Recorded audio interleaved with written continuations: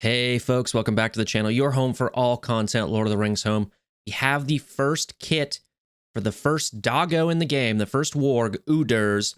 I'm going to do it how I normally do it now, where I'm going to talk about the kit with a little bit more of the video stuff behind me, but I do want to start off by talking about specifically the tags and then when he's coming out, and then we'll transition into that. So Udurz, he has the Shadow, Tank, Misty Mountain, and Warg tag. Misty Mountain also is what the goblins are, and there's both. There's a little bit of Misty Mountain synergy in this kit, but it's also mainly, I would say, goblin focused.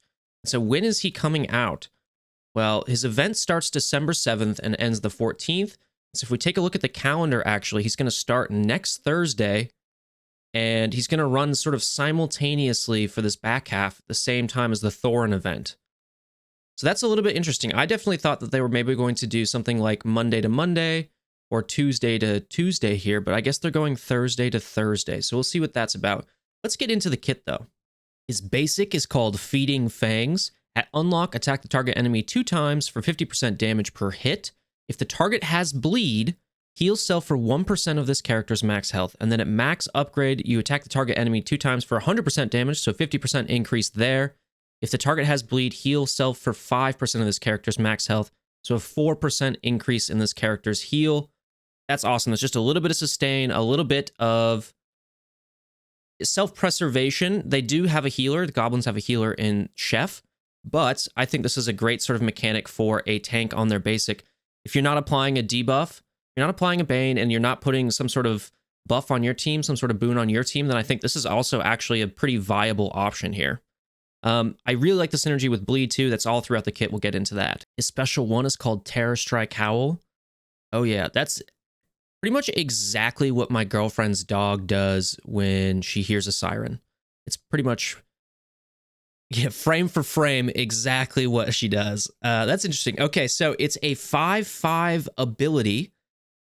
So you're going to be able to use it turn 1, but this is kind of a long cooldown on an ability.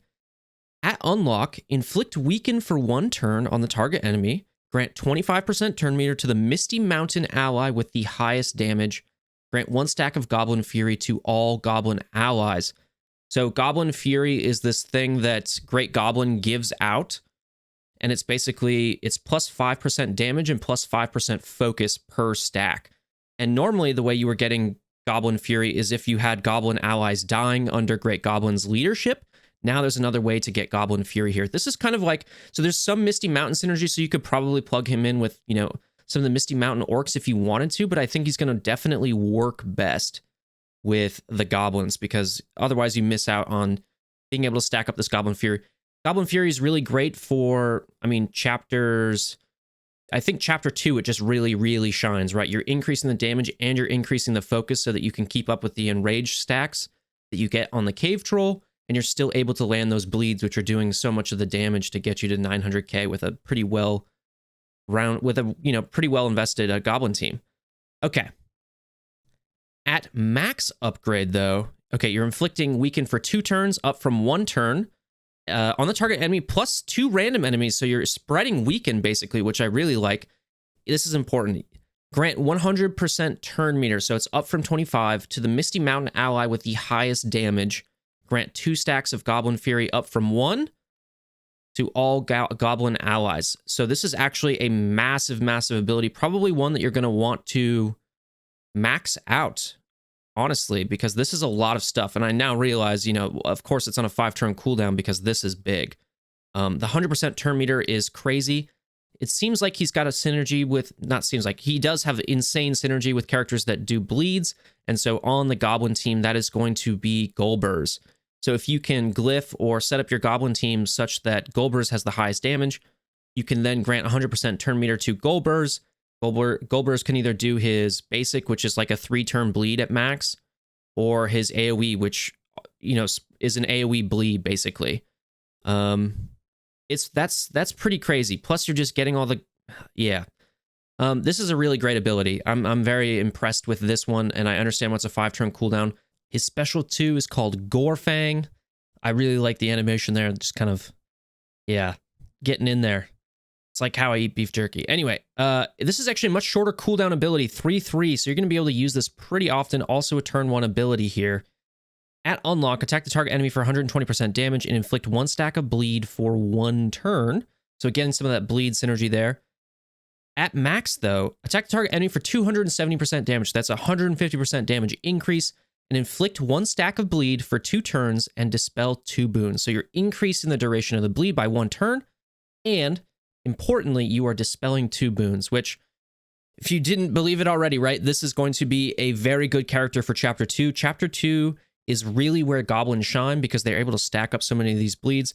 This feeds into that synergy super well, and you've got the ability to dispel 2 boons. But even just sort of thinking ahead, if you're going to use goblins in a PvP setting, I think that this is also going to be a very useful ability, right?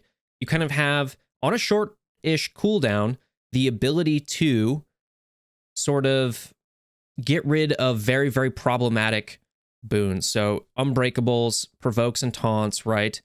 Mites and counters. You're going to kind of be able to pick and choose and get them to get those boons off. Plus, you're now going to be sticking these bleeds, hopefully, and starting to build up all of the bleed damage. And a team that doesn't have a lot of cleanses or the ability to block all of these bleeds is going to really not do well against the goblins. That's for sure. I really like the kit so far. This is awesome. Let's get into the passive. His passive ability is called Pack Retribution. At unlock, when an enemy with bleed attacks a warg or goblin ally, 30% chance to retaliate against that enemy. On spawn, gain plus 1% max health per Misty Mountain ally. So, a couple things there. Obviously, there's the synergy with bleed that we've been talking about through the entire video. This is going to make some of your choices that you put Udurz with very, very clear cut. We'll talk about that in a second.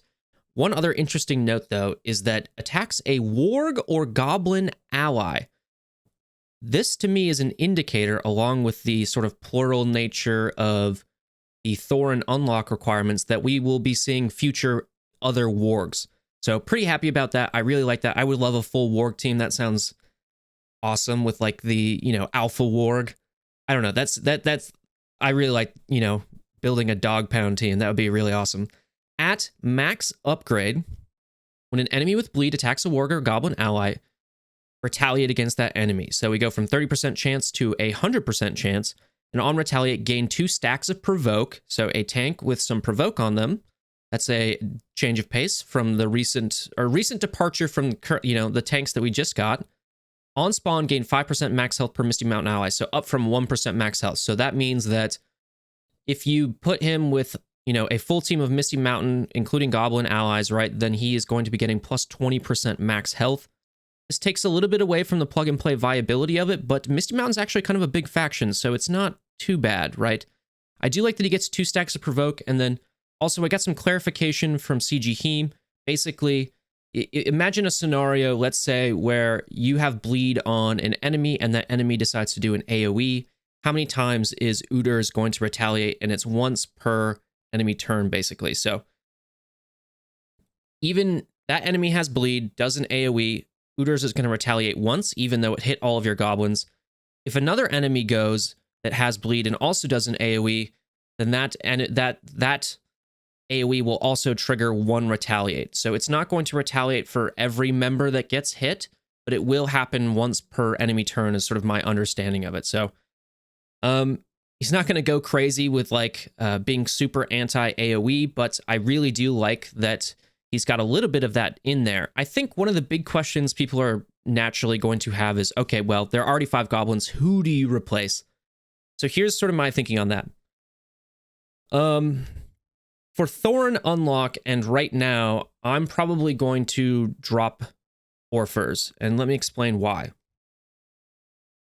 I think there are basically 2 characters that you really need alongside him. 3 characters that you really need alongside him. You need Great Goblin because of the leadership ability. You're going to need Chef just for the extra healing and all that he provides, especially because he also has synergy with Golbers. And Golbers is really the key to the puzzle here. You need to have Udurz running with Golbers because Golbers is just able to get those bleeds out and get them to land and stick forever. And he's got 3 turn bleed on his basic, which is actually crazy. So I think Golbers is the main option here. So then you have sort of two options.